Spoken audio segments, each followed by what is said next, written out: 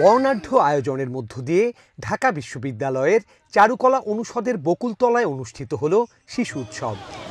বাংলাদেশ জাতীয়তাবাদী যুব দলের ৪৭তম প্রতিষ্ঠা বার্ষিকী উপলক্ষে আয়োজিত এই উৎসবে চিত্রাঙ্কন, মৃৎশিল্পের কর্মশালা, সঙ্গীত, নৃত্য ও পুতুল নাচ পরিবেশনা মাতিয়ে রাখে শিক্ষার্থীদের। বর্ণিল এই আয়োজনে প্রধান অতিথি হিসেবে উপস্থিত ছিলেন বিএনপির ভারপ্রাপ্ত চেয়ারম্যান তারেক রহমানের উপদেষ্টা ডক্টর মাহদি আমিন।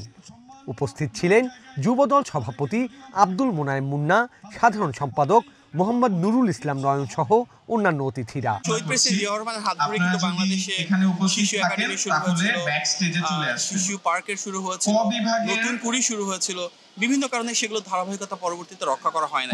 আমরা বিশেষ করে বিএনপি ইনশাআল্লাহ যদি রাষ্ট্র পরিচালনা আসে, তাহলে শিশুদের জন্য সর্বোচ্চ বিনোদন এবং সর্বোচ্চ এমন একটা অবস্থান আমরা তৈরি করবো যেখানে পরিবেশগতভাবে তারা অনেক আনন্দমুখর পরিবেশে, একটা মনোমুগ্ধকর পরিবেশে শিক্ষা ব্যবস্থা সুনাগরিক হিসেবে গড়ে উঠতে পারে।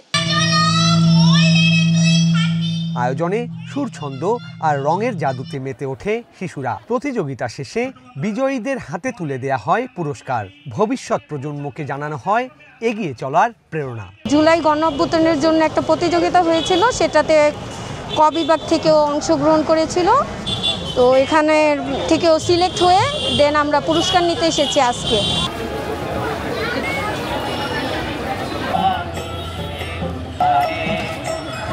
আমার নাম মুনতাফারহিন আলিশা, আমি ক বিভাগে প্রথম হয়েছি।